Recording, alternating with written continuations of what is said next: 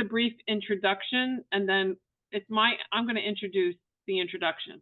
But for those of you that missed Chuck's talk the last time, it focused on the Patterson silk strikes and sort of the whole labor movement.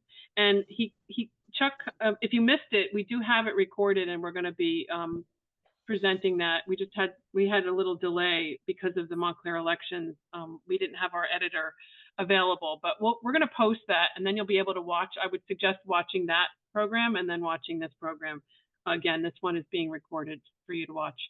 So that Chuck's kind of briefly touched upon this biography that we're really doing today, Carlo Tresca, because he recognized at the time that there was a lot more to really dive into, and it was worth just doing a whole hour on it. So we have a really special guest today. As you know, some of you know that that my brother Chuck has been doing these programs, and to everyone's delight, and we're really excited to have his best friend from years and years ago.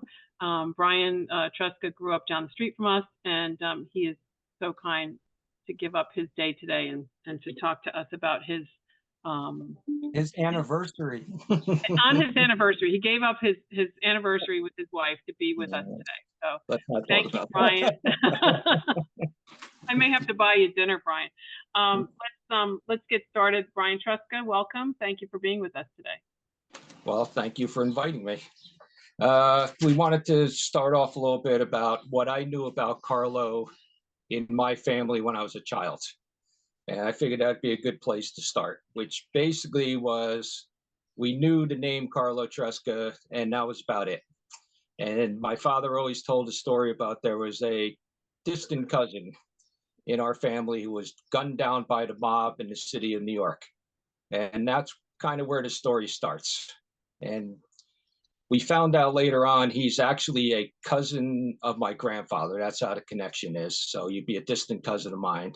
And we found out later on that he had a brother in New York City, was the other part of the story, which I think we're going to talk a little bit about him.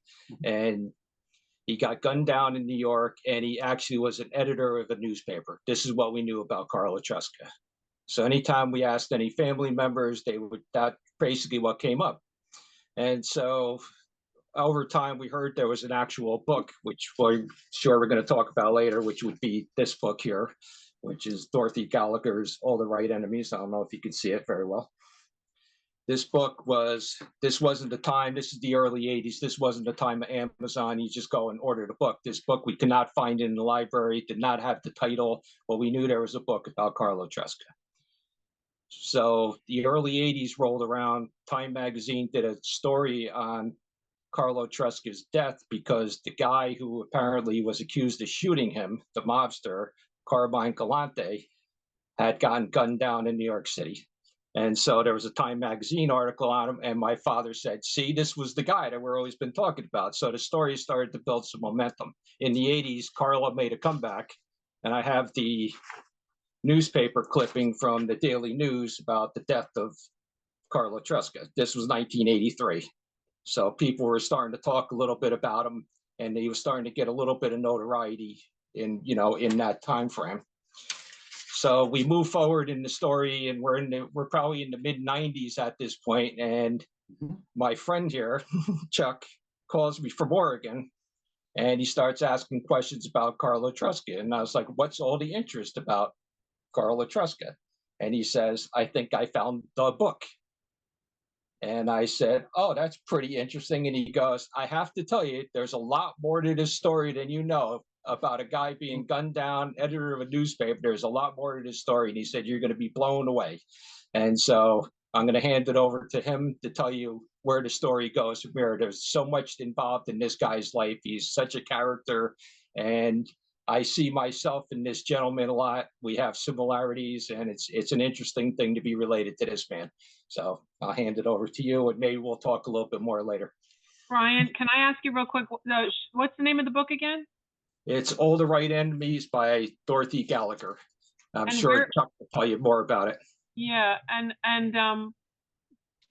when we talk about anarchists, it said Death of an Anarchist on the we'll talk more about that and maybe during the question and answer period. But when I think about anarchy and like, being against, all forms of authority, we just want to maybe bounce that idea around. I mean, is that, that moniker of, an anarchist? I mean, it's something we can like, in the punk world, I always embrace, anarchy in the USA. Like it was I don't know. I mean, is that really appropriate? The thing with Carlo, go ahead, finish your thought. No, I was just going to say it may be worth exploring that title after we hear the talk. He definitely considered himself an anarchist, but what you'll learn is there was different types of anarchy, and Right, it's a very in-depth definition. But he was definitely considered himself an anarchist. Yeah, yeah. All right, let's talk about it. Thank you so much, Brian. I appreciate you coming in. All right, we'll talk to you later. Thanks. I'll be right here for the follow-ups, but we'll continue now with The Death of an Anarchist. The book itself, All the Right Enemies, I found in a small bookstore in Ferndale, California, and the rest, as they say, is history. This is not the book. This is a more comprehensive biography of Carlo, done by probably the #1 Carlo researcher who's no longer with us. His name was Nunzio Perniconi. And he spent a good chunk of his adult life creating the book that you see on the left. It's a little overly detailed for all but the most strong Carlo aficionados. So the Dorothy Gallagher's book is more accessible and a little more written with a little more flair and a little less historical detail. So I would recommend the Dorothy as a starter book if you're interested to pursue this topic further. But we will meet Carlo, his family, his connections, his loves, and a lot of his hates, because that's really makes up a large part of his media history, his history as a newspaper publisher, which is his main title through all of these other labels. His main goal in life was to support the working class through whatever means possible, and that sometimes included an advocacy of violence. But you'll see he did all of this with great heart and great spirit and a great love of life, which kind of counteracts the more dangerous sounding anarchist part of him. And we're going to try to just cover all the bases here, and we will move forward. You see the picture on the left. This is Carlo probably in the early 1900s. And I believe the next slide will show him at even a little bit younger age. It is born in March of 1879 in Italy, and we'll see his hometown shortly. This picture probably taken around 1900, so this is somewhere in his early 20s, just at the very beginning of his active life as an agitator. Next slide, please. We see the lovely village of Sulmona, Italy, located approximately 90 miles west of Rome. This village, due to its geography, still remains isolated today, but back in the 1880s, it was considered a little idyllic spot, kind of off on its own.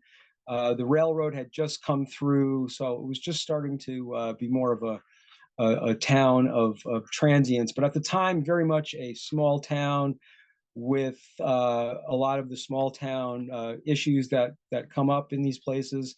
Carlo was born into a family of wealth, without question. We will meet his father next, Don Filippo Tresca. You see him on the left there. He was a man of means, a moderate landowner with estates that were worked by peasants who would all gather during the harvest season at the town square, which was near the Tresca residence. And this is where Carlo first got to meet and love the working class, the people who were working for his dad, but they did this with love. There was always festivities going on at this time, and Carlo loved to hear the stories and listen to the music and sample all of the goods that were basically coming off of the family property. So this was a time of idyllic wonder for young Carlo, and all of this was about to change in the 1890s, largely due to a trade, I guess you might call it a trade disagreement between the countries of Italy and France. Mainly what this trade disagreement caused was a reduction in imports. So France was no longer importing the Italian wines from this area and grapes. And so it created a ripple effect on the economy, which basically shut down a lot of the landowners of the middling grade, like Papa Don. And they became a bit kind of, kind of barely getting by, having to sell property, having to sell goods, switching over from a person of means and a family of means to a family that was slowly just barely scraping by. They were able to send their eldest son, who we'll meet in a second, Ettore, to medical school, but pretty much all funding for schooling for the rest of the kids were no longer available. And Carlo did have 7 siblings. I believe it was 3 boys, three brothers and 4 sisters, I believe. And so there wasn't much left after the money went towards Ettore's medical school. Next, we will meet his mother. Next slide. This is Mama Donna Filomena Tresca. This is a picture from about 1916, and it's significant because this was after Papa had died. He died sometime around 1904. And this picture was sent by Mama Tresca to Carlo while he was in jail in Minnesota. And we'll learn a little bit about that coming up. And this is a picture of her holding his newspaper. I can't remember exactly which paper he was working for at the time. This is before he owned his own paper. And the caption at the bottom says, "Go on, son," meaning she was giving her full support to her son, who was by now a radical agitator in the United States. She was following his stories because of his continuing to send copies of these papers to the home country, which became very much difficult within a short period of time. By the 1920s, sending these radical papers was not going to happen so easily into Italy with the growth of Mussoliniism. But at this point, you see Mama showing her support, and this is a picture that Carlo treasured for sure, one of his favorite photos. And now we get to meet the other family member today, the prominent brother, Dr. Ettore Tresca, came to this country first, probably sometime around 1900, perhaps the late 1890s, settling in, I believe, Philadelphia. He also was based out of New York for some time. He was the main connection for Carlo in this country. When Carlo emigrated here in 1904, his brother was his sponsor and showed him the ropes of the American ways of life and entertainment. And Carlo was very quickly disgusted by things such as a boxing match. He just couldn't understand why all these animal brute people were rooting for 2 people making each other bleed. He just did not understand boxing. He didn't understand the obsession with money in this country, which his brother, to a degree, had. He came to this country to make a living as a physician, and he did make a very good living. But Carlo, again, had a rough adjustment coming in as a young 20-something agitator. He wasn't quite in that role yet. He had started his career of public, I guess you'd call it public demonstrations, public speaking. He was working for the Socialist Party at the time, and he was starting to become more bold, and the Italian authorities were starting to crack down. He had been sued multiple times for libel in his hometown. He lost every one of those cases. Some were basically thrown out, and he served some time on a few of the cases, but it got to the point where it was time to either leave or spend significant time in jail, and he chose to head to this country, knowing he had a brother to keep an eye on him. And they remained mostly close for the next several decades until probably sometime in the early 30s, when they had a falling out, probably based on finances, or basically Carlo's lack of finances, and brother Doctor having his own financial problems during the Depression. So this leads to a break, which does get restored before Ettore passes sometime around 1940. And we move forward and we meet the wife of Carlo Tresca. This is Helga Guerra Tresca, and daughter Beatrice. A picture was taken in 1912. Helga was born in Italy, in a town very close to Carlo's, emigrated after he did, sometime around 1905. They had been married before he left, so they were married already. She came over. They had Beatrice, and this was when they were based out of Philadelphia. And shortly thereafter, Carlo's work and Carlo's proclivities for extramarital affairs puts a kibosh on the closeness of this marriage at any rate. They remained married, Carlo and Helga, for almost Carlo's entire life up until the 1940s. And the reason for this is both of them filed for divorce. Neither one was put through officially based on technicality. So they remained very, very separated, yet very married legally until the early 1940s when a divorce was finally granted. So we also see Beatrice here. She remained close to her dad despite the falling out between Helga and Carlo. And there are many reminiscences of Helga later in life, and I'm sorry, of Beatrice later in life being close with Carlo, and her memories are very good. So Carlo, despite the fact that he often could not pay child support due to lack of funds, remained on good terms with at least his daughter. He also had a son by another woman who we won't get to meet today, but we will meet his next girlfriend, and this is someone we met last time around. On the left, this is Elizabeth Gurley Flynn, and there you see Carlo at his most glamorous. This is a romantic card, the Carlo picture, the portrait that he had done, and it was inscribed to his lovely Elisabetta. This was probably sometime around 1912 when their relationship begins, and it begins in Lawrence, Massachusetts, which is the first labor strike of any note that Carlo becomes involved with. He had been involved with a few minor strikes prior to this. I know one took place in Philadelphia at the Stetson Hat Company a few years prior, but this was his first nationally famous moment. And he comes in after the strike's over. So he is actually there to keep the folks in Lawrence apprised of the situation with the two men who were held in jail. That would be Ettore and Giovannitti. We met them last time. They were held long past the strike's end, and Carlo was there basically to rally the troops around the release of these two remaining strike victims who were kind of left behind in the circumstances of the time. But Carlo comes to town. He's immediately looked on suspiciously. He rallies two parades to memorialize a woman who was slain by police during the strikes. And he's basically trying to keep the agitation of the strike alive, to keep people alerted to the fact that there were still two men in jail that needed to be released, and they were. So his efforts did prove to be fruitful in the Lawrence case. Now, just one more side story about Elizabeth Gurley Flynn that I forgot to mention last time. This is very important. Brian reminded me earlier, which I'm so glad he did, because just came in. This is breaking news, basically from the Associated Press.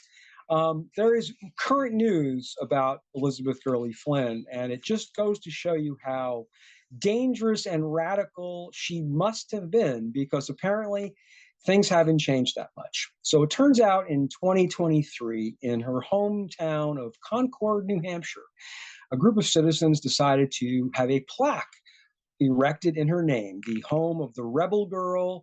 It was a beautiful plaque. It was dedicated officially by state folks and all the folks who come down to memorialize these ceremonies and make sure they get front page headlines. And it took about a week before the complaints came in. And about a week after that, the plaque was removed from the public square in Concord, New Hampshire, at the direction of the governor of New Hampshire, Republican Chris Sununu, and two other Republican local commissioners, who found that commemorating a communist such as Elizabeth Gurley Flynn was disrespectful and anti-American, and et cetera, et cetera. So the result of this scandal is the citizens who were behind the original construction of the plaque sued the state of New Hampshire, and this case is still pending. A judge will decide on whether the state acted responsibly or incorrectly in removing the statue, or I'm sorry, the plaque. Most likely, if the judge sides in favor of the plaintiffs, the plaque will not be replaced at any rate. It will simply be acknowledged by the state of New Hampshire that they removed the plaque incorrectly. But this does not mean that the plaque will be reinstated. So pretty much the plaque's gone. And I just wanted to bring that story out to show that these people still are angering officials 110 years after the fact. Apparently, the Gurley Flynn Tresca thing still threatens people. So it's a long arm of rebellion here that continues to agitate. We move to the next slide, and we move to Paterson, New Jersey. This is what I mostly focused on during the last lecture.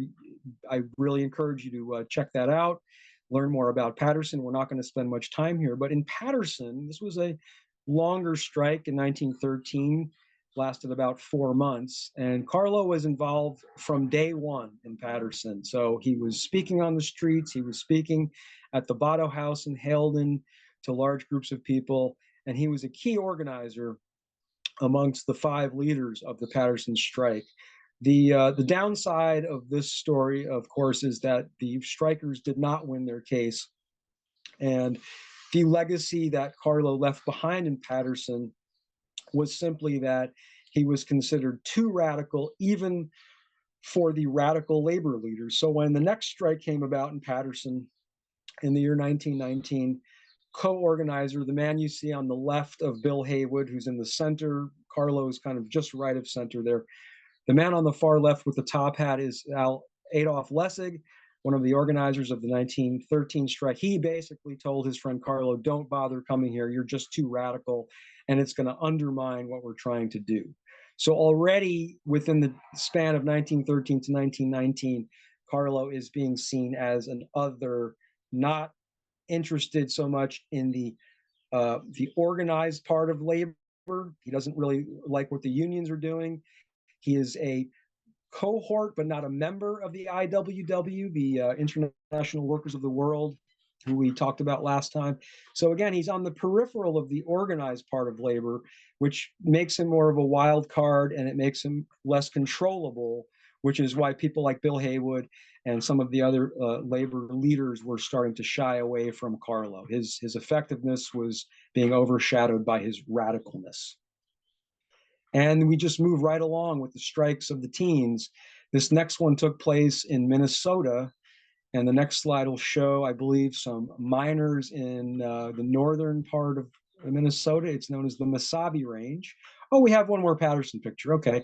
This is Carlo speaking at a platform, and he's speaking in Italian. And this is, you can see the at least 2 or 3 policemen right behind him watching everything he's doing, because again, at this point, he's basically under surveillance 24/7, and was arrested for his job in Paterson and was acquitted by a judge who we met last time, who saw through a lot of the shenanigans of this particular prosecution.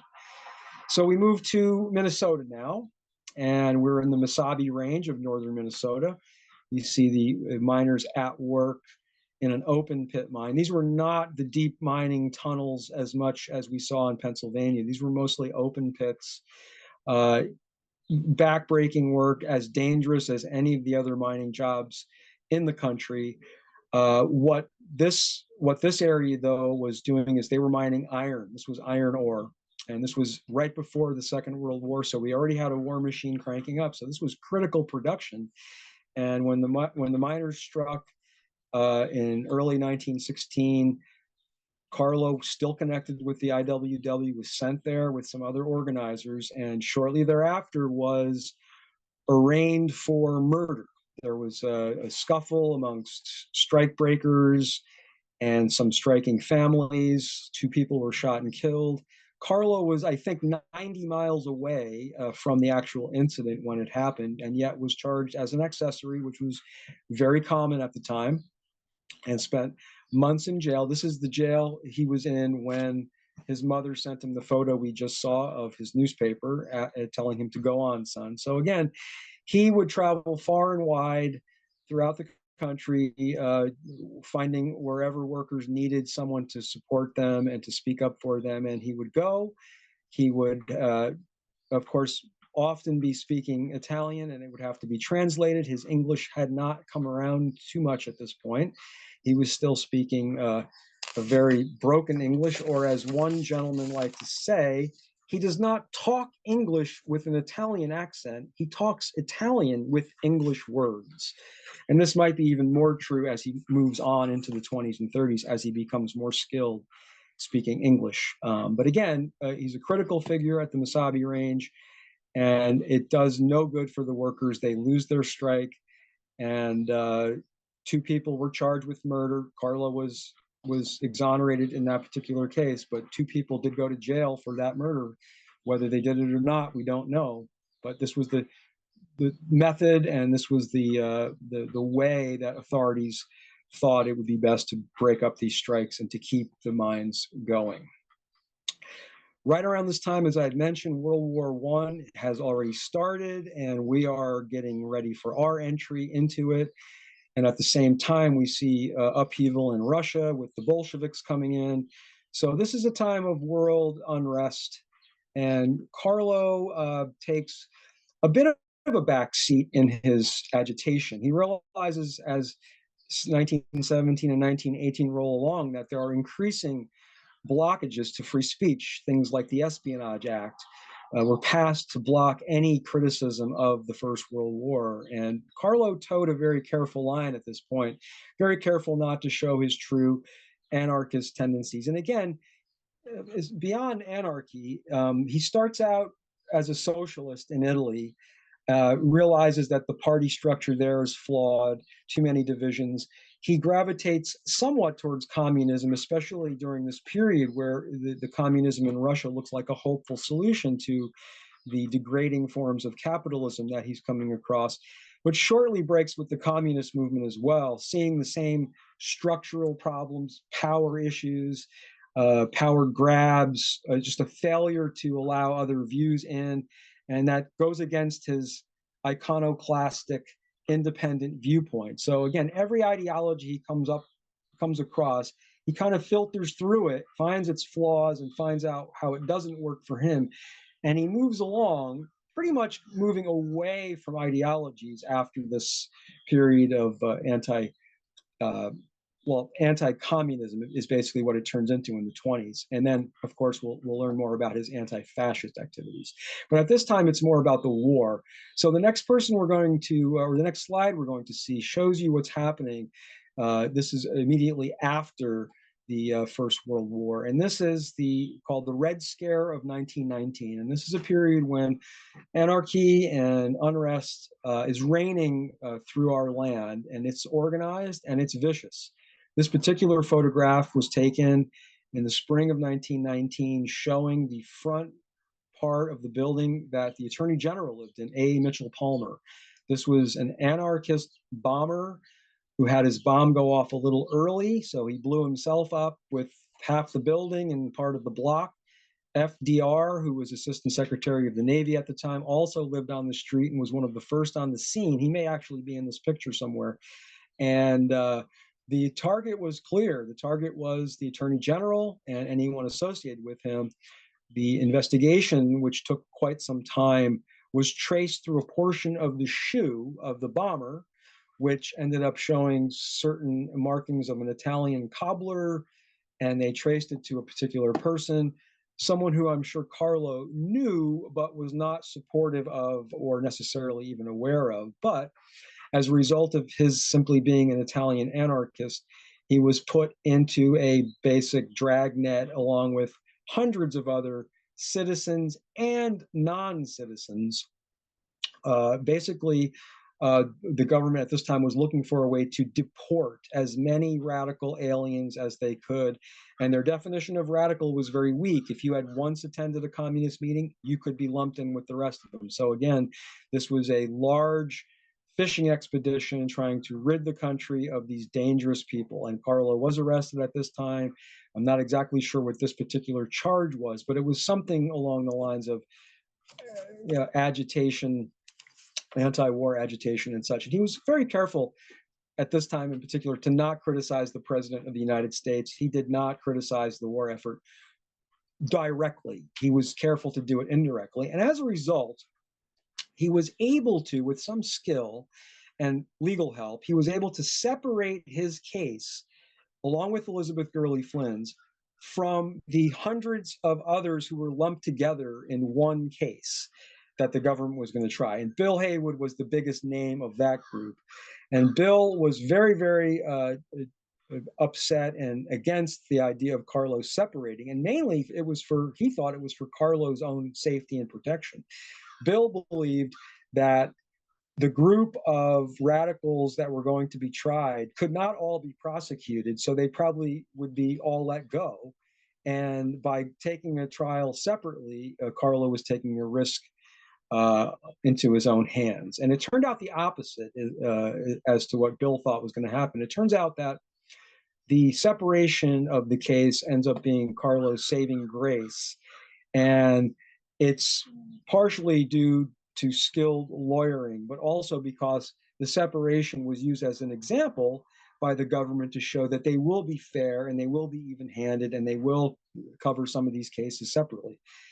All the while, they were pretty much getting ready to railroad everyone else into either a guilty plea or a plea bargain, or basically just agree to leave the country and we won't prosecute. And so I believe it was 600 individuals were shipped out of the country at the expense of the US government to go anywhere but here as part of this Red Scare. And Carlo escaping this ends up being a bit of a problem for other radicals who thought he cut some deal, who thought he was maybe a government agent.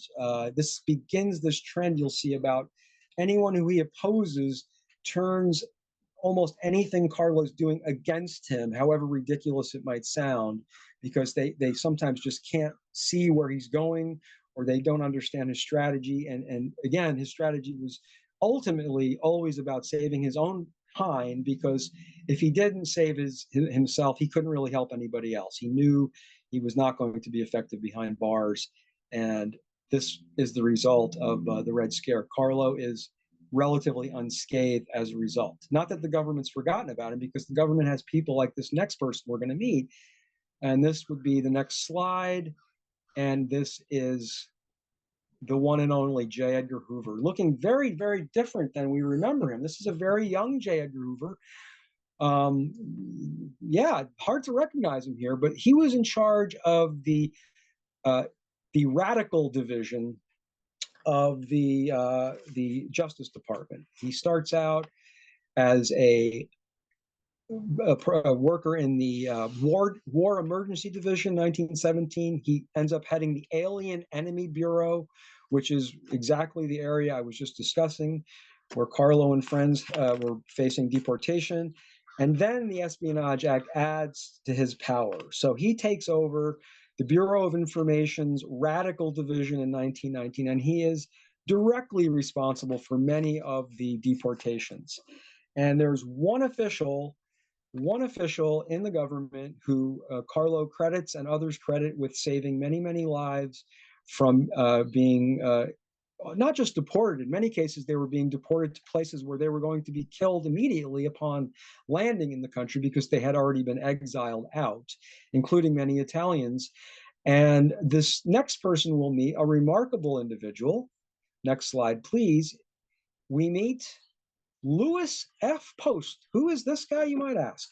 He was the assistant labor secretary under Woodrow Wilson from 1913 to 1921, born in Hackettstown, New Jersey, a newspaper editor and lawyer both. And while working for the government, he ends up, for a very short period, he ends up taking over the leadership position of the Department of Labor. And it happens to be in this time period where these deportations are taking place. And he steps in and he looks at every case individually and sets aside hundreds and hundreds of cases that he thought were spurious, were trumped up, or were simply not true. And without his painstaking actions, undoubtedly hundreds of other people would have been deported, most of them illegally and unwarrantedly. And for his actions, as a result of his diligence as the Assistant Secretary of Labor, they tried to impeach him. The Republicans in Congress said, this guy letting all these immigrants in, no, this guy's got to be doing it wrong. We got to get rid of him. So during pre-impeachment hearings, he stated his case. And one of the congressmen in charge of the proceedings says, I've never heard a better defense of the Constitution in my life. I'm out of here. He walked out, case was dropped, and Lewis Post remains an obscure figure in history, and yet had a really important role that we need to acknowledge every once in a while, doing his job as a government bureaucrat. So we're going to go on down into the 20s now. We've entered the early 1920s. We meet one of the famous legal minds of that period, Clarence Darrow. He's famous, of course, for the Scopes Monkey trial, right around the same period, mid-20s. He also was working in a lot of labor cases at this time, and Carlo and he had become acquaintances. Carlo, when he needed the heavy hitters for the cases that he took on, not only of his own, but cases of friends of his, often he would make a call to Clarence Darrow, who would usually agree to help out in the Defense Department. His fees were way beyond what Carlo could afford. There's one anecdotal story of Carlo making the call to Clarence for a particular case we'll hear briefly here. It's the case of Greco and Carrillo, 1927. So Carlo calls Clarence, and Clarence says, it's going to cost you 10 grand. And Carlo says, no problem, I got it. I'll see you when you get here.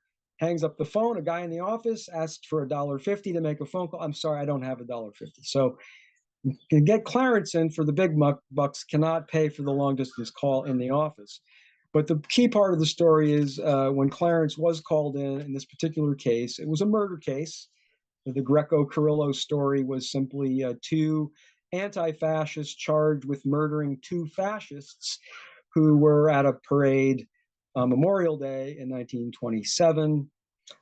Darrow comes into the defense, and the case basically gets thrown out. The case, there was no case, in other words, and Darrow was able to prove it very, very quickly. And much to the delight of Carlo and his friends, all charges were dropped. And also, Clarence dropped the fee from $10,000 to $1,000, so made it more affordable for Carlo and his friends to be able to pay off this excellent and widely used lawyer during this period, probably the most famous of his time. And the next scene we'll see here is a story that Clarence was not involved in. This is the worst sentence of Carlo's career. He went to jail over 40 times, mostly for charges such as libel or disorderly conduct. This particular case goes back to 1924. And you see him right outside the jail in 1925 in Atlanta, chained to another prisoner in this shot. This particular sentence was the most severe sentence ever up to its time given for the charge of mailing obscenities through the mail. And the obscenities in question happened to be a 2-line advertisement for a book about birth control entitled How Not to Have Babies. So this book was considered unmailable. I'm sorry, the advertisement for the book was considered unmailable. So Carlo was asked to make it mailable by crossing out those ads, those 2-line ads, which he had his workers do in all the copies. So they were then sent out, corrected as per the government, as per the post office, and yet still he was arrested, charged, and convicted of the most severe crime, 1 year and 1 day at a federal penitentiary. This charge was widely panned by the press, even sympathetic to the government folks were not pleased at the severe sentence. And so Carlo had a large amount of support right away in prominent media positions, which ended up commuting the sentence from a year and a day to 4 months time served. Upon his departure from Atlanta, heading back to New York, where he was based at this time, he stops in at the White House, just going to stop in and visit. This is according to his biography, his autobiography. He ends up in a waiting room with a bunch of kids who were on a school trip, and he's sitting around talking to the kids, and the kids are going to be allowed to come in to visit with President Coolidge, and Carlo is assumed to be a chaperone, goes in with the kids, mingling, kind of hanging around, shakes Coolidge's hand and leaves. Very nondescript, nothing major happened, didn't say thanks. Calvin didn't know who he was. Secret Service didn't know who he was, just really kind of quiet. But what happened as a result of this, when Carlo reported this himself, is that he now again is accused of being a government spy. He sold out to the capitalists. Again, all these stories evolve from his visit to the White House, which really have nothing to do with the truth. They're just different ways people are trying to get at Carlo, trying to pin him into some pigeonhole, which he never ever belonged or fit into to begin with. Coolidge don't want to pardon him. Coolidge is the president who pardoned him. So again, this wasn't like it was a pay to play. This was simply a random visit that no one would have known had not Carlo reported it, and it ended up kind of biting him in the ass a little bit. But once again, we go to one more main story from the 20s, and during this time, this is a crowd outside of Union Square, New York City. You can see Carlo at the upper center left with the black suit with the arm raised, as he was always gesticulating while speaking.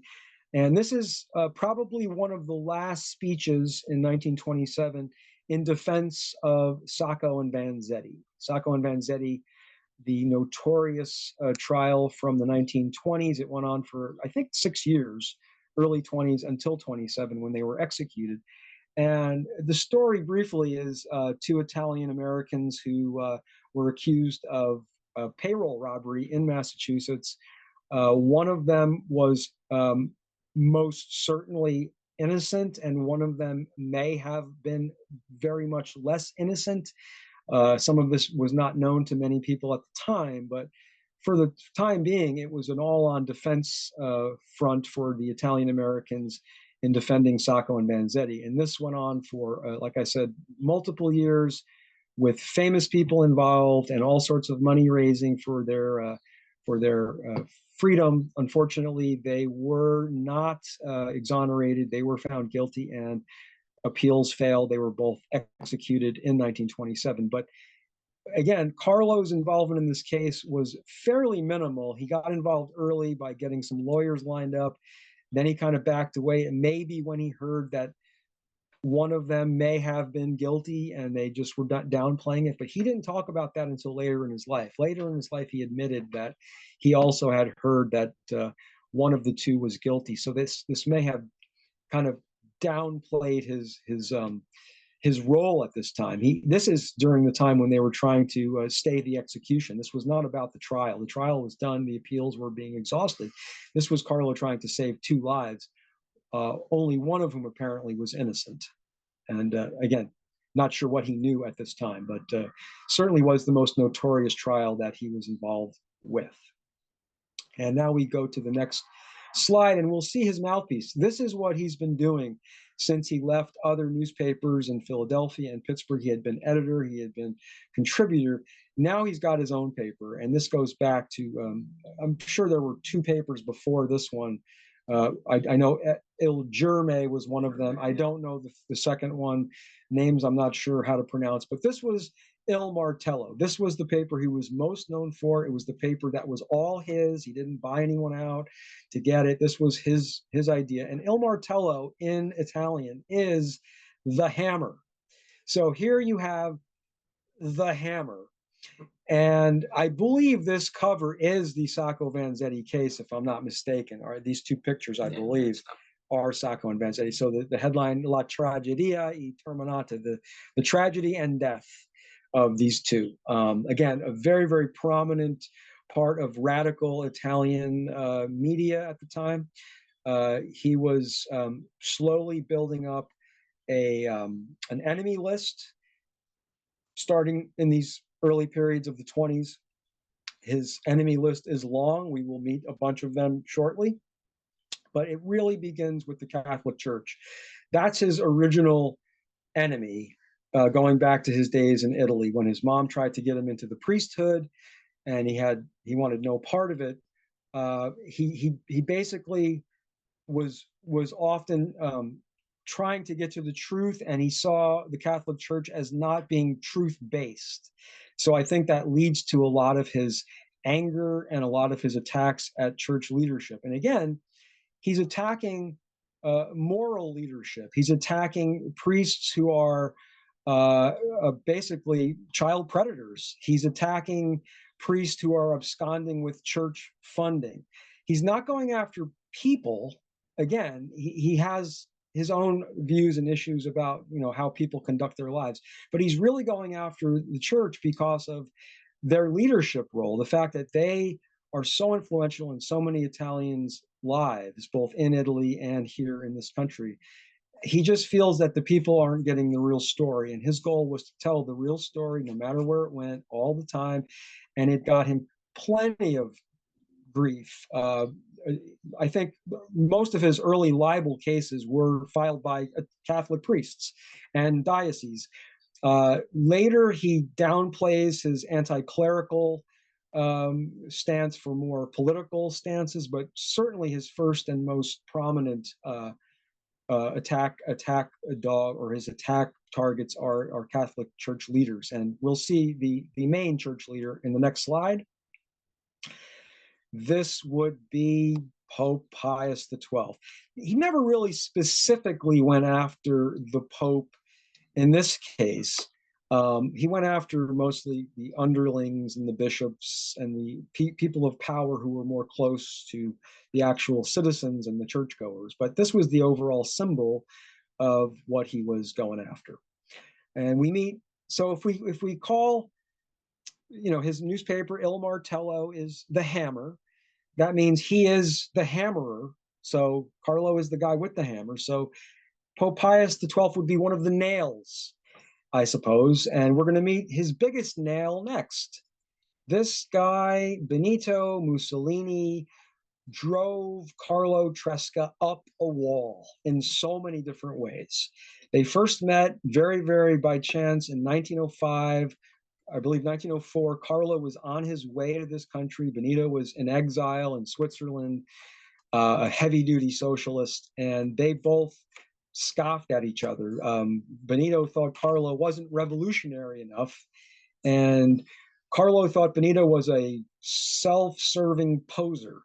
So they did not hit it off, and it began a good 40-year animosity club, you might say, between the two of them. Of course, once Mussolini rises to power in Italy in 1922, this becomes a critical moment for Carlo and his Italian-American constituents and friends, because what Mussolini's goal is when he takes over Italy is to court good relations with the United States, particularly the leaders, the political leaders, the Italian-American prominente, which would be the newspaper owners, the bankers. And he does an excellent job of this by courting the proper media folks. We will meet one of those media folks in the next slide, while not forgetting about Benito here. The next slide will show us Mr. Generoso Pope. Here he is, someone probably no one has ever heard of, but we do know his son's newspaper. His son's newspaper ended up being what we call the National Enquirer today. So there is a current connection to the Pope family. I'm not sure on who the current ownership belongs to, but we do know that the origin of the National Enquirer starts with this man right here, who comes to this country from Italy, very poor, typical story, gets a job at a sand and gravel company in New York City. And that company ends up being one of the two companies that are doing all of the road building around New York City at this time. So he gradually moves up the ladder, ends up buying the company, buys other companies, and becomes a multimillionaire by the 20s. And at this time, he's starting to take over newspapers. So by the late 20s, he owns the largest network of Italian-American newspapers in this country. And through this network, he is going to become the leading advocate for Mussoliniism, or other, we can also call it fascism. Pope is a political opportunist. If Mussolini was whatever, he would have followed Mussolini in whatever political platform, because simply for Pope, it was about making money and staying in the spotlight. I direct you, if you're interested, to look up an organization called the Generoso Pope Foundation, which still kind of exists, at least in some form. When I looked it up a few weeks ago, it was currently near bankruptcy, with some sort of like court adjudication proceedings going on between family members fighting over it. So again, the story kind of continues with Pope and the shenanigans. They can't even get an organization for charity straight. But the story here is that Pope is religiously and continuously under attack by Carlo Tresca and his Il Martello group. This is an endless exposure of what Pope is up to, how he's sending money to Mussolini to fund Mussolini's army under the guise of medical supplies and such. And it comes to light, this story, in the mid-1930s, when Mussolini is getting ready to invade Ethiopia, which becomes known as the Ethiopian War of 1935. And in my opinion, doing research on this shows that this is the beginning of World War II. It's the Ethiopian War in 1935 that Pope promotes through his Italian-American newspapers. And he starts a fundraising group under the guise of like a Red Cross type thing, where he's raising money for the soldiers and their medical care, where it's basically going directly to Mussolini's war machine. It has nothing to do with medical care. It's not going to veterans. It's not going to injured soldiers.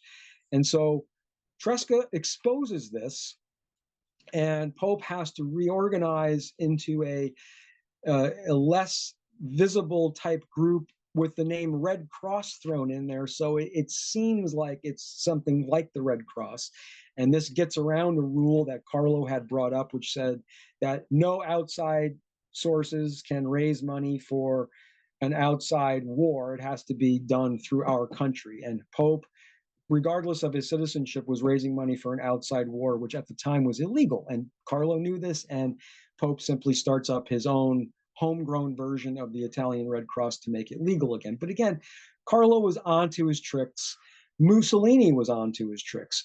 But Mussolini needed Pope and used him to the point of allowing him to make recommendations for Italian ambassadorships and such. And this was all in an axis of fascist control. So you got Mussolini with the Pope mouthpiece in New York City, and all of the ambassadors coming through are now Pope approved, and they will be implicitly they will be Mussolini approved by that.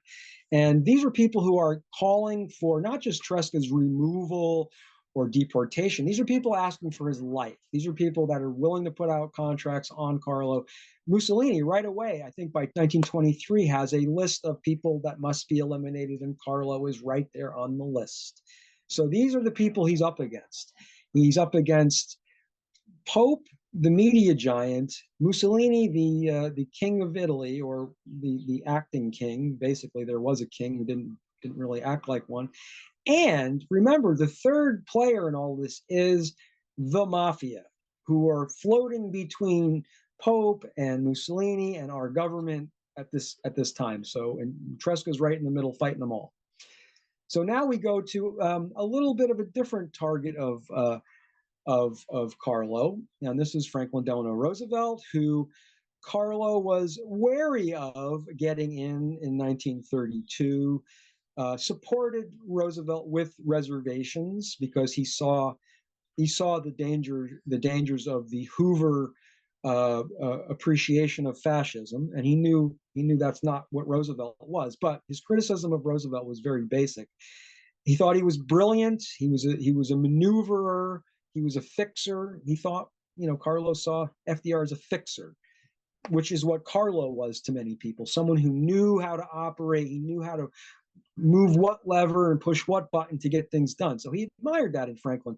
But he also had a critique that was something along the lines of Franklin Roosevelt is simply saving capitalism for the capitalist pigs that are going to come in later and bring it right back down to where it was, which you can't say is all that far from at least part of the truth. So again, he became more supportive of Franklin as the war went on. So through the 30s, he maintained, kind of a wary, a quiet distance. But I think in 1940, he saw the difference between a Wendell Willkie presidency and a continued FDR presidency, and he was absolutely on board for FDR at this time.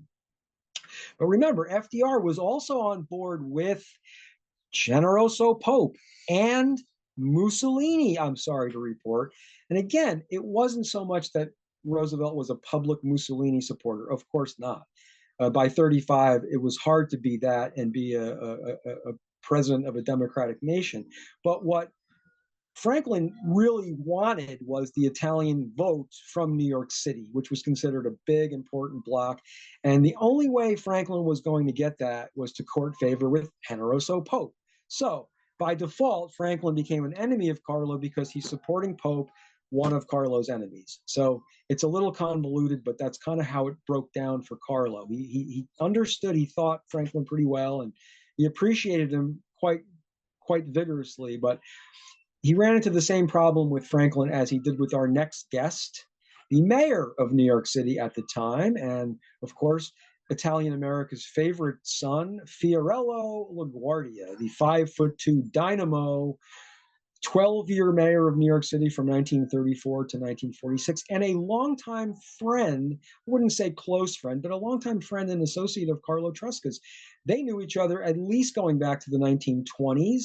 They were both involved in social work together, along with Frances Perkins from the FDR administration, also well acquainted with Carlo from her early days in New York City. So Fiorello was a progressive Republican of all things, who was a strong New Deal supporter, who also had to publicly, kind of like FDR, had to publicly support Generoso Pope for the voting factor. So he's seen on many a podium with Pope. The Columbus Day story, which is the history of Columbus Day, basically, it goes back to Generoso Pope and Fiorello LaGuardia leading the charge to put Italian Americans in a good light by creating this Columbus Day parade and festival and to-do. And again, this is Fiorello knowing he's doing business with someone like Pope, who he understands is supportive of Mussolini. And Fiorello, excuse me, is not a Mussolini fan, but he can't come out and say it. He just can't come out and be anti-Mussolini in New York City with so many Italians who are beholden to Mussolini at this point. Excuse me, I do need a glass of water. Can you pass me the right thing? Thank you. So Fiorello, again, an ally of Carlo's, he actually was on his defense team during his obscenity trial in 1924. Fiorello was one of the 3 assistant lawyers who ultimately lost the case, but it did no harm to the friendship between Carlo and Fiorello. But again, Fiorello had to maintain a distant friendship. Does not do the mayor of New York City any favors to be overly friendly with the town anarchist, which is what Carlo is known as by the time the 30s roll around. So again, we see Fiorello, the public face of the Italian-American story, a remarkable man, well worth reading about him. He spoke 5 languages, was a tremendous interpreter before he became mayor, and also was raised in the Arizona Territory and the Dakota Territory because his dad was a support team to the U.S. military, which I found fascinating also, which may have given Fiorello that broader-minded view, much like Franklin Delano Roosevelt had in his embracing of all peoples. He seemed to be a very non-prejudiced person and was embraced, of course, by many nationalities besides the Italian Americans in New York City. And we will continue on, and we will meet. This is a casual photo from the mid-30s. This is a family photo, actually, I believe from Margaret Silver's son. This is probably 1935 or so, and unfortunately, Margaret's face is partially blocked by the logo on our shot here, but Margaret Silver and her husband, Albert, were fans of Carlo Tresca prior to them meeting. Margaret would go with her husband to meetings, captivated by Carlo speaking. And when her husband died, left her a lot of money, she continued her support of socialist causes in New York City, ended up meeting him and befriending and falling in love. And they become a team for the last 12 years of Carlo's life. And she is absolutely a dynamo and completely supportive of Carlo's activities, financially supportive of Carlo, which allowed him to focus on his work at the Il Martello, and was also probably the number one reason that Carlo's name stayed alive after his assassination in 1943. She kept the committee, the memorial committee, alive with her funding and her friendships. So Margaret's world opened up a new world to Carlo, much like Elizabeth Gurley Flynn's world opened a new world to Carlo earlier in his life. This new world was filled by prominent, wealthy Caucasian Americans, mostly on the left, mostly of the intellectual variety. We will meet some of them now. These are people who both supported Carlo in life and in death. This is the educator, philosopher John Dewey. We know him from the Dewey Decimal System, amongst many other things. Again, someone who respected and admired Carlo and knew that Carlo could get things done that other people can't. Carlo was more carefree and more bold and could say things that people like John Dewey just could not say in public. So I think, again, Dewey used Carlo in a way as a mouthpiece for some of the more forceful ideas that he couldn't express publicly. And I would say the same for our next guest, Norman Thomas. Norman ran for the Socialist Party for president, I think 3 or 4 elections in a row. He was like the perennial socialist candidate for president, remained through his entire life, staunch socialist. And again, one of the more vocal of the Tresca committee members after his death to keep the story alive, to try to keep the authorities on point in looking for Carlo's killer. And again, we have Norman Thomas to thank for a lot of that. His next 2 associates we will meet both took different turns in their life. This is Max Eastman, a very dramatic figure, a staunch socialist turned staunch communist turned staunch Republican conservative in the 1960s. Except for Vietnam, he went completely the other way. But again, never lost his love for Carlo, his appreciation for his boots on the ground mentality. Again, this was more of your elite. This was an elitist coming in from the far elite left that not only crossed paths with Carlo, but they actually bonded. And again, they were kind of, kind of just 2 arms on the same body. They were doing different things, but they were working well together. And this is someone, again, who, despite his increasing conservatism, remained a member of the Carlo Tresca committee till the very end, as did the next member, author John Dos Passos.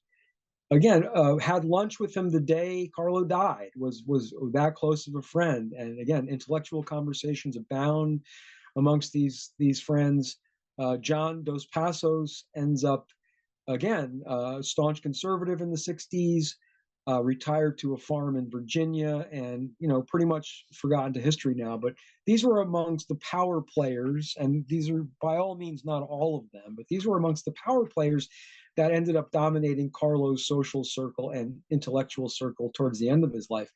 Early on, up until I would say the 1920s, Carlo is mostly focused on Italian American activities, mostly associating with Italian American friends and associates and underlings. And it gradually shifts through the 30s. Not that it ever goes away, not that his connection to the Italian workforce ever fades, but it does shift somewhat to this bigger view of it's not just about the Italian American workers, it's about all the undertrodden, it's about all of the folks who feel stepped on by society. And we're going to take a little bit of a timeout now to just give you some of Carlo's words before we get into his death, and just some quotes that I think are instructive and give you a little backdrop on Mr. T. We're just a little past 4, is that right? Okay. All right, this is what he said about Wall Street.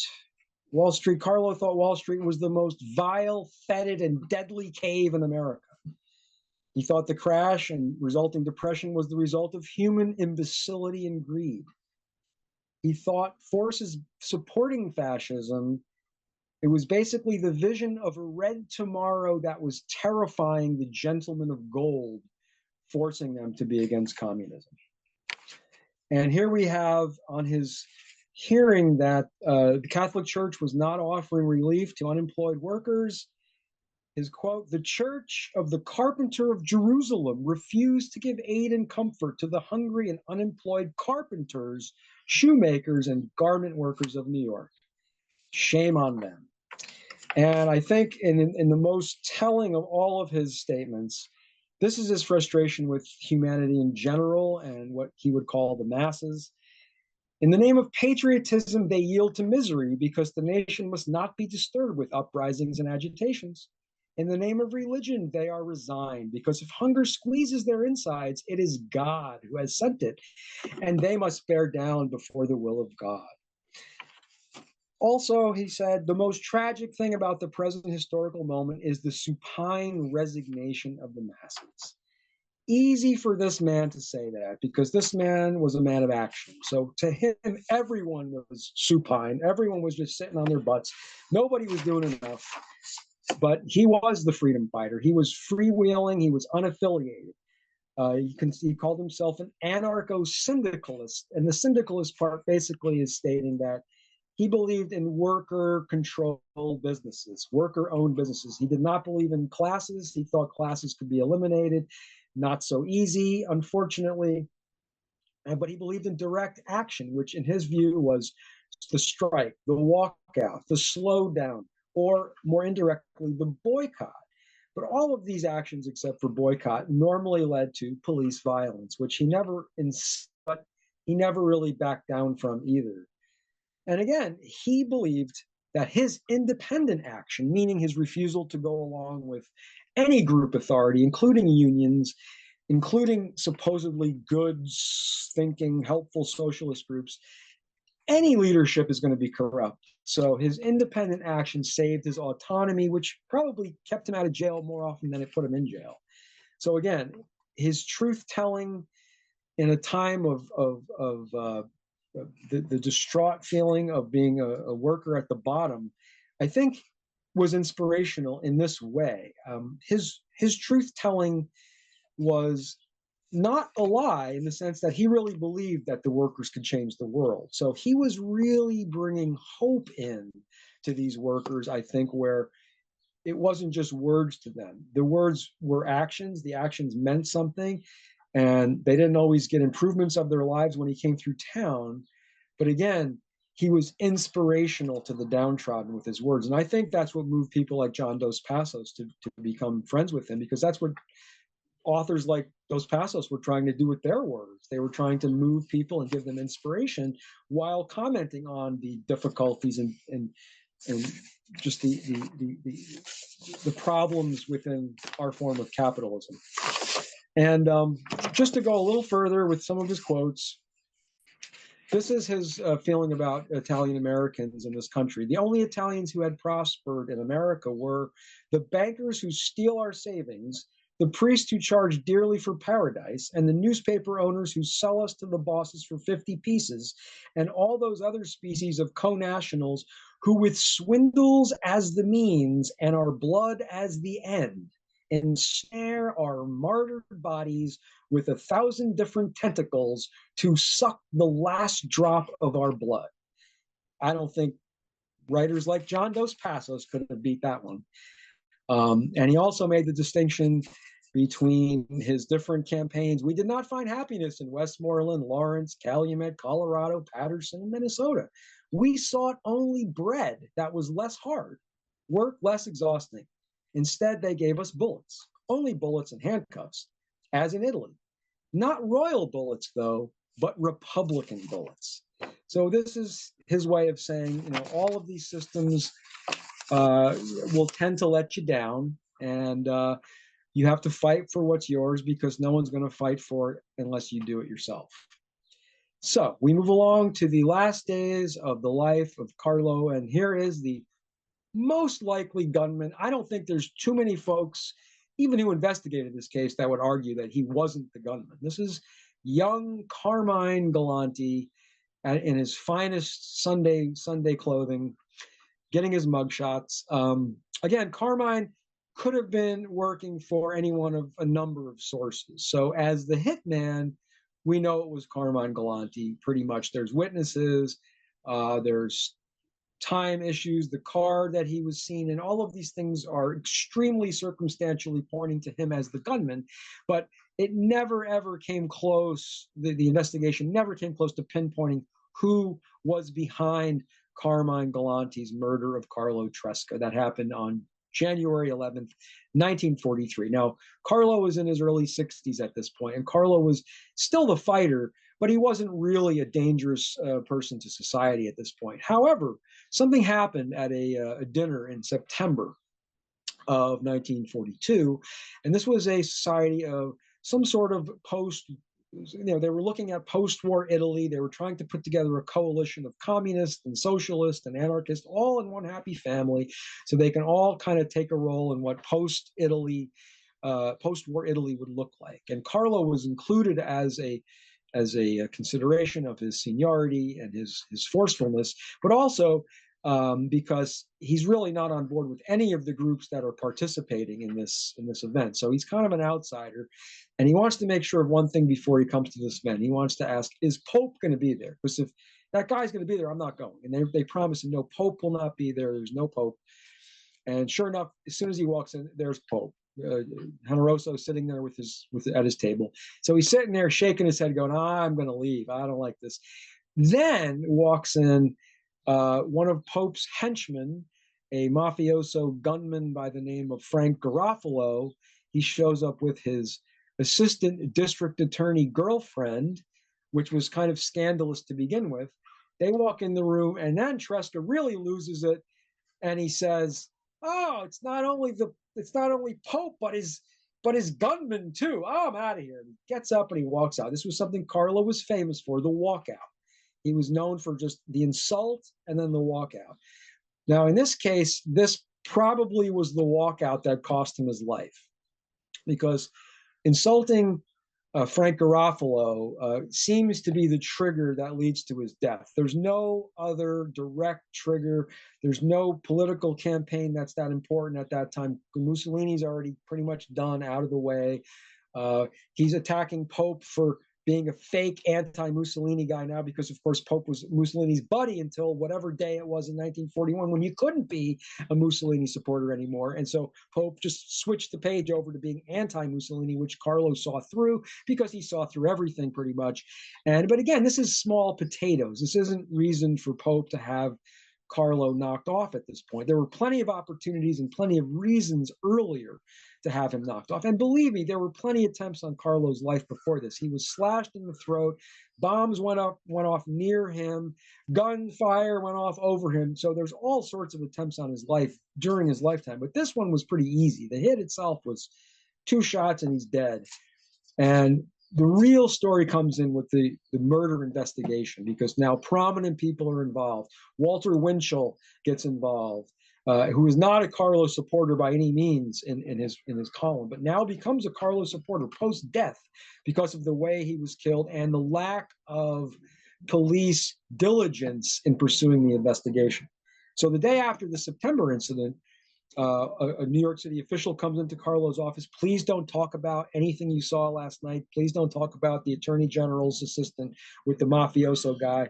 And then the attorney general's assistant comes in herself and says, please don't talk about that. She breaks down and crying, please. Carlo agrees, I'm not going to talk about this in my newspaper. I'll let it all go.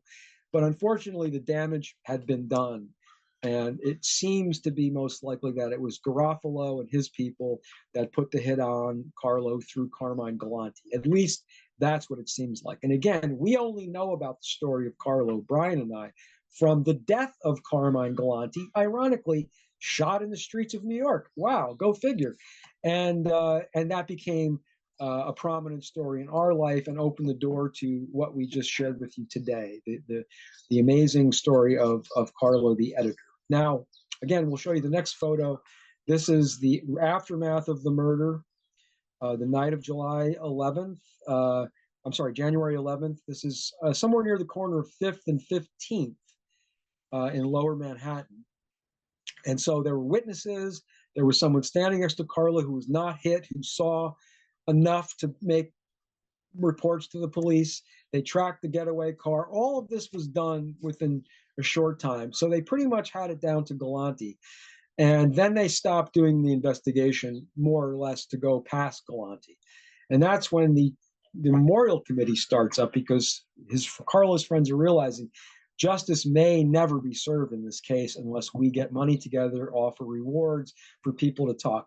The only person who really could have broken the case directly was Carmine Galante himself, and he notoriously never cracked about anything, at least until maybe he got older. But in those days, he was silent, remained silent. He was the only direct connection between, who authorized him to do this and paid him basically to do it.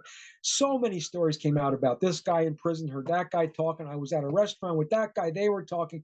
All of those ended up being just pipe dreams and whatever, folderol. But the real lack of investigation into the story probably comes down to the district attorney's assistant. This is the number 2 guy in charge. His name was Pagnuccio, Louis Pagnuccio, I believe.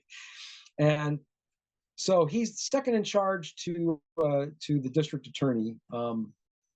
And he's the one who really lets all of the loose ends drop. And it's probably because of his connections to the mob. He was friendly with Pope. He was pro-Mussolini. He had many mob connections and could have easily been compromised by those connections to actually fully pursue it. So most likely, the pursuit of the actual killer died with the appointment of Panucci to the case. He became lead policeman in the case. The FBI was asked to get involved. They kind of got involved. They didn't really want to get involved because the FBI is doing all sorts of dirty dealings with the mob at this point too. In fact, the U.S. government had hired Vito Genovese, a legendary mafioso figure, after they deported him to Italy. This is under the Dewey trials of the 30s, Thomas Dewey. They sent Garofalo back to Italy, where he got a job working for our government, getting supplies from the shore to the Italians who needed them inland, and he stole most of that stuff. So again, not a good choice of a contact there for our government. And it again shows you, though, where the government was compromised, at least in the New York City part of the story. So the story goes away for the most part, but we do have this memorial committee stubbornly continuing to press the New York City police for information, for cases. The committee doesn't die until the mid-50s. I think it goes on for a good 10 or 12 years past his death, still trying to open new information. Here's a reward poster that was put out in connection to this murder. All persons furnishing information in connection with this case will be fully protected. Yeah, one would hope so.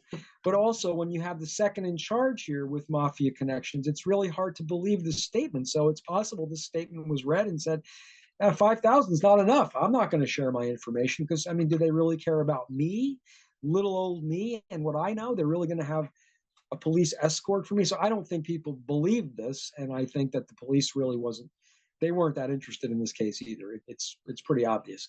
The file still exists. We've looked at it.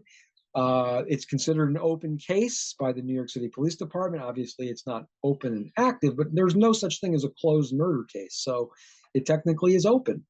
And if there's any leads, please pass them along to your local sheriff. Maybe we can get something rolling on this, but likely not. This is just one of those stories where, again, as Dorothy Gallagher put it in her title, here's a man who had all the right enemies. It kind of reminds me a bit of John F. Kennedy's story and the Warren Commission. So many potential assassins, they all kind of cancel each other out, and we never really get to the true story. So we close it out now with a picture of, this is my favorite Carlo picture. It is most strident. He's next to one of his beloved workers. This is in Mesabi, Minnesota, 1916. Again, he spoke none of their languages. He went up there speaking Italian. There weren't many Italian folks up there, but it didn't matter where. If there were workers that needed help, he was going to be there. And happy to share the story about this obscure person's life. He's very much not obscure to us. He lives in us every day, both me and Brian.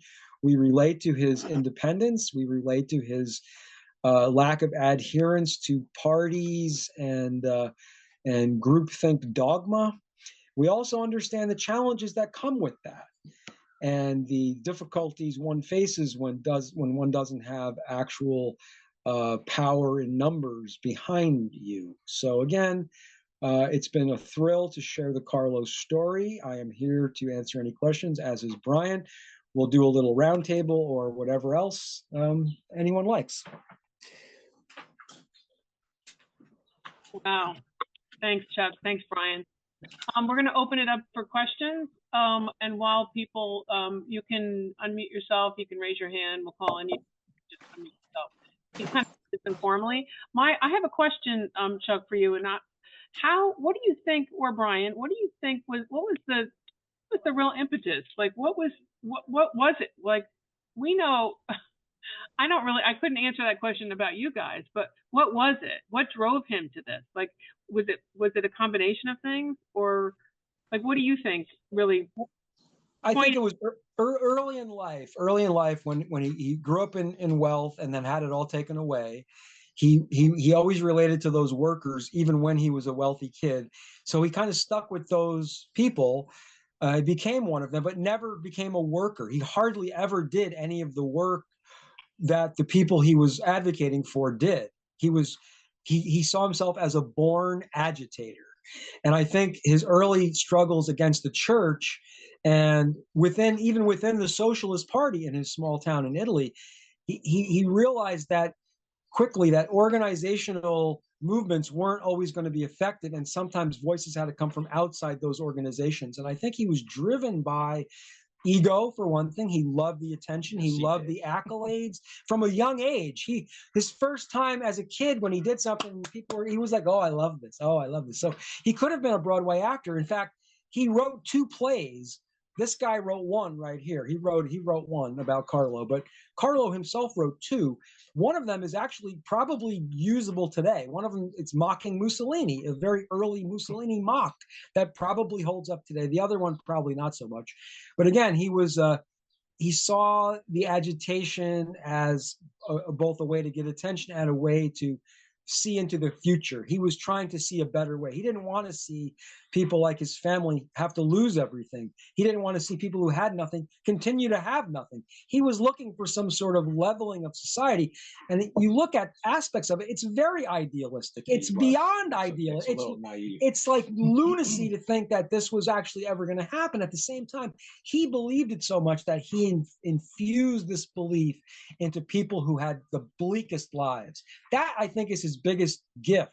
Was he believed so strongly that he would suffer. He would go into these villages and they would be offering what little they had, and he would be welcoming. In fact, the story we talked about earlier was his daughter who came along with him on one of these trips, and she was a little kid, 7 or 8. She's like 8 years old. Yeah, and they go to this mining camp, and she starts complaining about the dirty bed sheets and the bugs, and he's like, "You be quiet.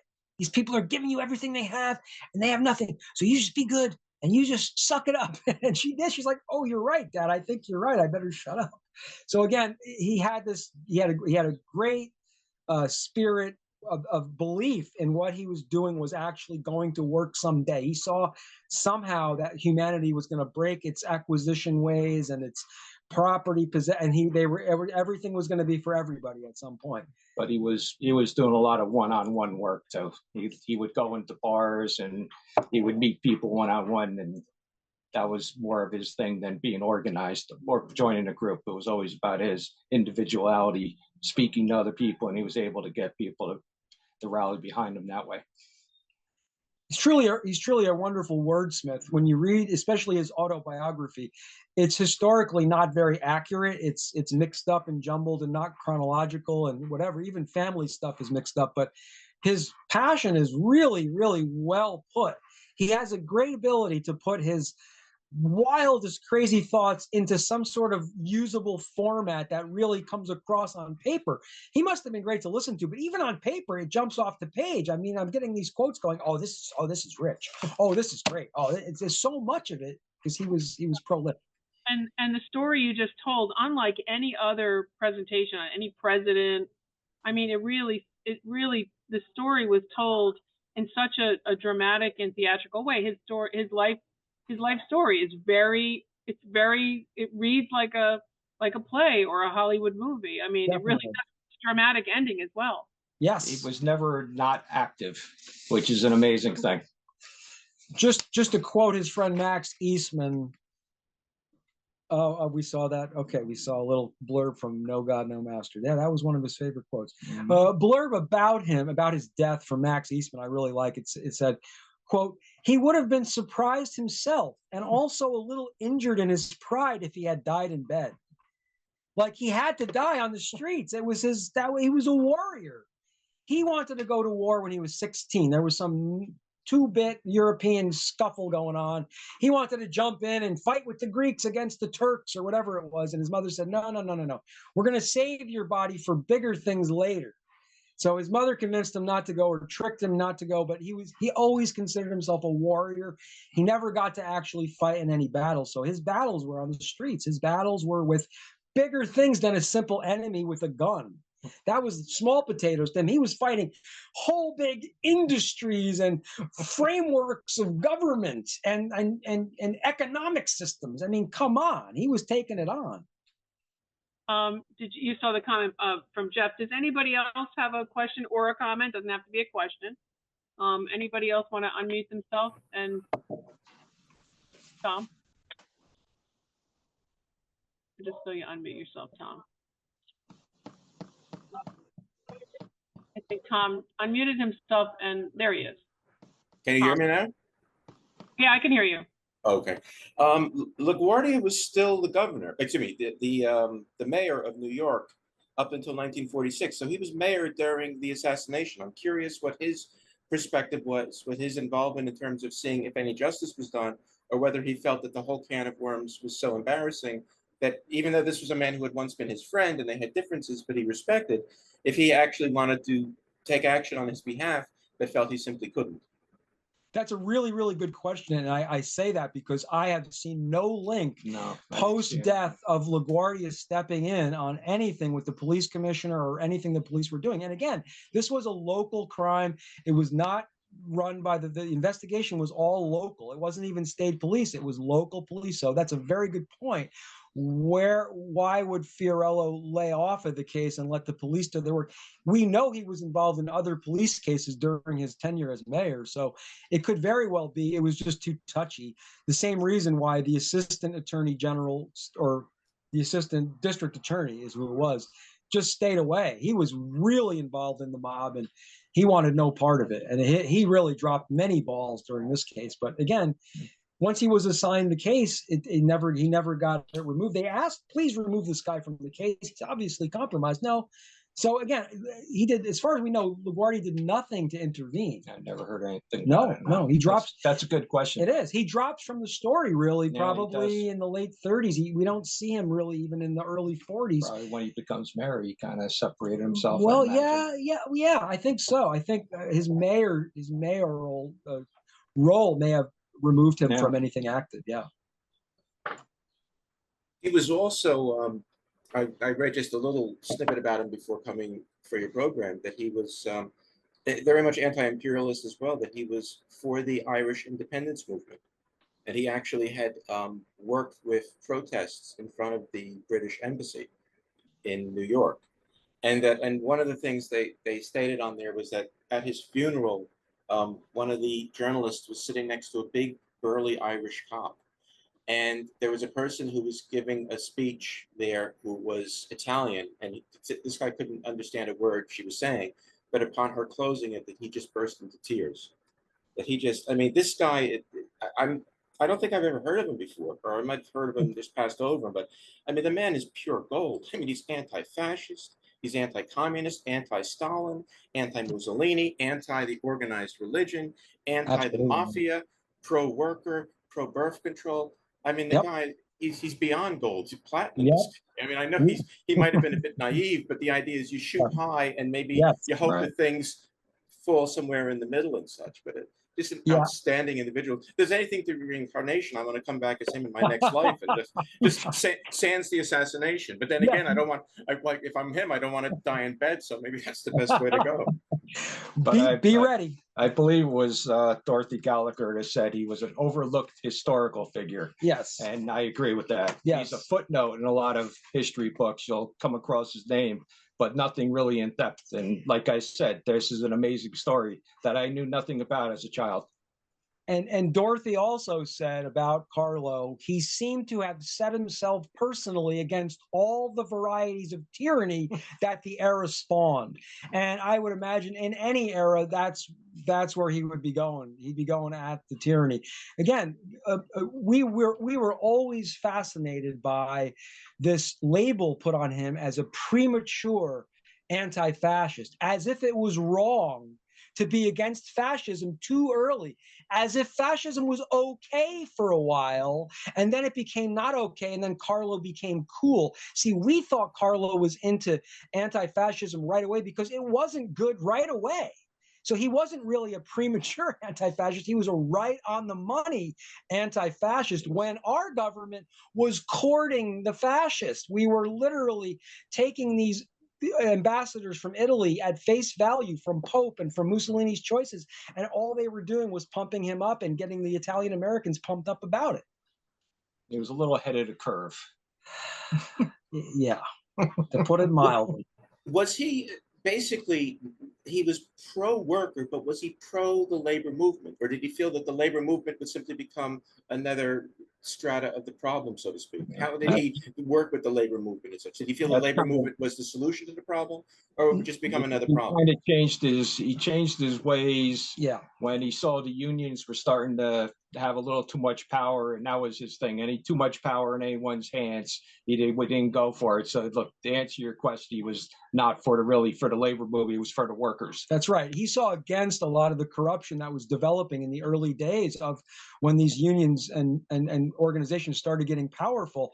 He really did not get along with union leadership for the most part at all, but he got along plenty good with people like Mother Jones, who was like him, just a loudmouth activist who floated between organizations as needed. Like as a freelancer, he wasn't locked down to group positions, which allowed him to pick and choose. It allowed him to kind of cherry pick and be more effective that way, for sure. He was never compromised by groupthink, which I can't relate to anything more than that personally. I mean, that's pretty much where I'm at.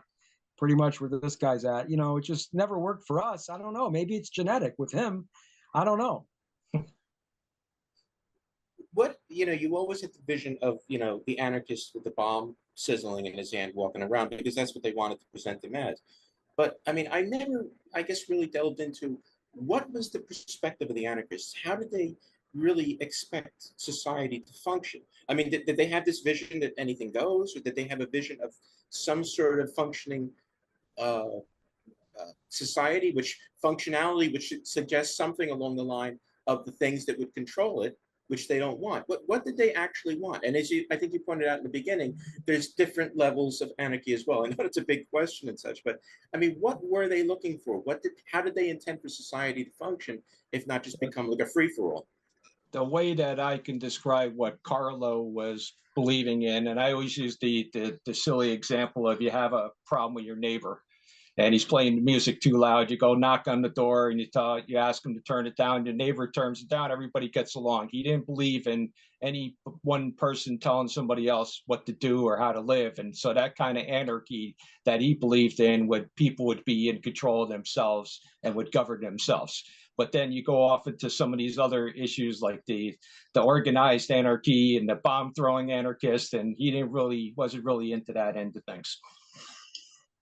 I would call him a like unique among anarchists as well. I mean, anarchists had different subgroups and would often be fighting amongst themselves.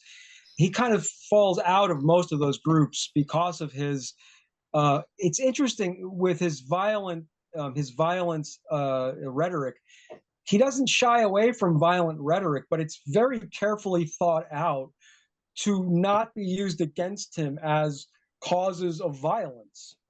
He saw how carelessly worded propaganda would be used against people. So he was very, very skilled at walking a fine line. And even when he spoke about it, because he had to answer this question to authorities all the time, are you an anarchist? And he would say, no, because the type of anarchist they were asking about, it was not him. He was a different type. He was activist. He was mostly about words and writing and speaking, public speaking, but not so much about bombs. However, he never shied away from using the inevitable explosions to his advantage on whatever side they fell on. He could distance himself from overly radical, violent people. At the same time, the case I mentioned that Darrow got involved in, the Carrillo, thank you. Greco-Carrillo case was simply two fascists being blown up by their own bomb, but the people end up accusing the two anti-fascists who were nearby. It's obvious they're in the neighborhood. But again, all of these stories were attempted to be used against Carlo, and he simply turned the story back around and said, no, we can prove that these guys blew themselves up by a bomb that went off too early, just like the guy did in 1919 in DC. So the bombs were often advantageous to him and his politics, even though he did not seek them out. He never sponsored them. He wouldn't pay for them. Yet he did not fully remove himself from that scene. He would not fully say that is wrong, you must stop. No, he never did that because he knew there could be advantages taken from these kind of random violent acts. But anarchists, see, the thing I'm trying to understand is what exactly were they fighting for? Because I mean, how does society function? I mean, what was their perspective on public schools, on medical systems, on infrastructure, on roads, on police, on fire? I mean, do you understand what I'm saying? How were things supposed to function if you get rid of everything that functions, even though a lot of what functions tends to be corrupt and so on? How did they expect day-to-day life to actually progress? What was their vision of that? It doesn't really go into a lot of the details as far as that bigger picture goes. I think maybe his view is more of a mutual aid society view, meaning everyone who is in it is participating and chipping in as to what they can do. But it's not hierarchy based. It's equality based. It's egalitarian based. So I guess that's the best answer, because again, there's never a vision of what if he was given the keys to the village, what it would look like with a Carlo rule.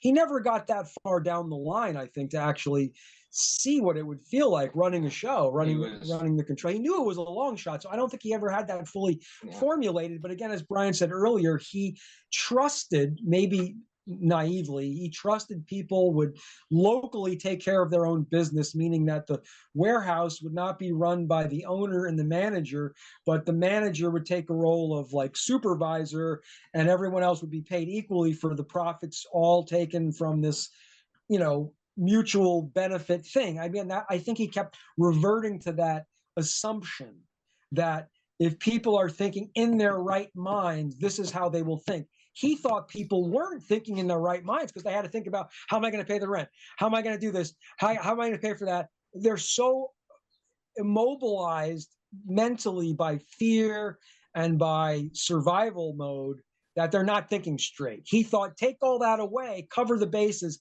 people will think straight and they will be uplifted by it. That's as best as I could guess. Yeah, that's pretty much on target. Yeah. Who's kind of hoping for a radical change in human nature as well. Right? Yes, yes. Again, part of that naivete, but it's not like blind naivete. He really thinks and he feels and he knows it would be a better place. Because again, he came to this understanding about capitalism and he was never a big fan. And he especially didn't like the close connections between fascism and capitalism because at times they're interchangeable as far as, the business writing law goes. That part of fascism, he saw clearly during the Hoover years and even in the Coolidge years. He saw that happen. He saw Andrew Mellon as our Secretary of the Treasury as a problem. He saw that as a fascist interaction where you have one of the leading business leaders running the government treasury. He didn't like that very much. And that's how he would respond as far as, why democracy was better. But he still, as one of my quotes tried to explain, he saw bullets coming at him from democratic or imperial governments. It didn't matter. They were still bullets to kill. It was just with a different source behind them. He was very good at pointing out the problems and not so much with the solutions, I guess. No, he wasn't a solution but guy. he could tell you what he didn't like and what he saw was wrong, and he was right quite a bit. But think of all the people he pissed off, because you start pissing off, he's pissing off Stalin, he's pissing off Mussolini, he's pissing off all the communists in this country, which is a large degree of the left at this time. He ends up, I think, breaking up with Elizabeth Gurley Flynn for politics, not about love or romance. It's about her becoming a deeper communist and he being driven away by this Stalinist totalitarian version of communism that's coming on strong in Moscow. He really, really backed away from communism post-20s with what happened in Spain. I think the Spanish Civil War totally disillusioned him from being in an organized left type format. He was totally shot after that. And again, I can't emphasize enough the Ethiopian War of 1935, how much of a one-sided debacle that was while the world just stood by and watched. Europe did nothing. We did nothing. We were helping Mussolini at that time. I mean, we were, and we helped them wipe out Ethiopia for what? It was basically, to me, the allowance of that is what leads directly to, Hitler's boldness and the Axis and et cetera, et cetera. There's no doubt that's the start of the Second World War to me. There's no doubt. And it's overlooked because it was like, it was in an athletic contest. It would be like the Yankees going up against Wallington Little League. Like, there's really no sense to even play this game because we kind of know the result. So that one's upsetting to me, realizing how hard Tresca had to fight Pope at that time because Pope is bringing in money to slaughter innocent people in Ethiopia. And I can't say that Tresca was like a big promoter of African-American rights by any means. We don't see him showing up in those moments. But here's a case where he was promoting Africans' rights because they were about to be slaughtered with U.S. money. He did not approve. I'm glad you used Wellington Little League and not. Thank you very much. I had to think twice. Yeah. Also, I'm thinking now that I have to shift my, my dinner party. Who would I want to have at a dinner party, live or dead? And I would definitely Carlo Tresca is getting an invitation in my mind. He would bring the wine and pasta, though. That's what he did. He liked to eat. There's definitely descriptions of eating. He brought spaghetti to people's lives who did not know what spaghetti was. Spaghetti in the early 1900s was not well known in this country. He would bring it to these people. Whoa, what is this? Oh, let me cook it all in the food. And always a party. Always a party. No wonder kids loved him. When he showed up, it was party time. Kids loved him. Because the adults would get drunk and distracted, everybody would have fun, and yelling and screaming all night. And I would imagine it was pretty loud. Yes. Jersey loud. Yes. Anyway, it's been with great. Sununu, just as an aside with Sununu, it's great that they had to take down that plaque. They had to take down the plaque, but at the same time, just about every Republican I speak to now they're violently anti-communist, but they're also fanatically pro-Russian as well. That's one of the Yeah. most bizarre juxtapositions I've ever seen in my life. My whole life, Republicans were supremely anti-Russian, anti-Russian to the point that I would argue, hey, maybe they're not to be demonized as much as you think. But now people I've known my entire life who are Republican are now like supremely pro-Russian. It's one of the most bizarre juxtapositions I've ever seen. And seeing that, like, take down Yes. the plaque, it's a communist, but let's support the Russians in the invasion of Well, Ukraine. and stuff. it's funny you mention that, because one of the things about Carlo's anti-everything stance, it lends into some strange bedfellows, and one of those would be like with his friends I mentioned, Max Eastman and John Dos Passos. They both became, like I said, far right-wing conservatives in their later years. Both were virulent anti-communists, and both had been strong communists, and both had spent time in Russia in the 1920s. So they were inside communists. Okay, so they backed off and went severe. But again, had Carlo lived, would he have been in the camp with Roy Cohn, Joseph McCarthy, and friends? No. Would he have become that virulent of an anti-communist to take those kind of, faking document type measures to show how this was infiltrating our government when it was really mostly infiltrating Joseph McCarthy's mind? I mean, again, I wonder how far down that road Carlo would have went. We even discussed the idea, had Carlo lived, would he have joined Dos Passos and Max Eastman on the far right? And we think not, simply because he didn't join anything. So he wouldn't have joined, he would have been fighting McCarthy too. He would have been fighting communist and McCarthy, which would have put him further out into left field where everyone wanted to put him, because when you can't classify someone in this country, we have problems with them. So we are not Democrats or Republicans. We are just voters. People have problems with us because we are not classifiable. So this is a big thing with Carlo being unclassifiable. I think that he just would have added more things to his anti, and would have still been aligning with nobody. Would have hated the communists and hated McCarthy. And hated McCarthy both. That's what we think. When you're hated by both extremes, when both the extreme of the left and the extreme of the right hate you, then you know you're doing something right. You know you're a man that people should listen to. Exactly. Exactly. I agree. Yes. All right, we're gonna end it there. That's a good note. Can we give the book titles? We're just going to show the book titles real quick. If anybody's interested. If anybody's still out there. Good luck. That's Dorothy Gallagher's book. This is the autobiography that was edited by Pernicone. Oh, okay. And then here's the book that we showed at the frontispiece. That is the Pernicone biography. That's the comprehensive one. Got it. Okay. And we've got one more thing to show. This is Brian's own That was art a piece. woodcut I did years ago. We're having T-shirts made, by the way. We decided Dad wanted one, so we're having T-shirts. Yes. Awesome. Yeah. I love it. Yes. When is your next presentation? Good question. Thanks for the setup, Tom. I appreciate it. You tell me. I've got Chuck down for June 17th. Okay. Day after Father's Day. So, and we don't. We don't have a topic set up, right?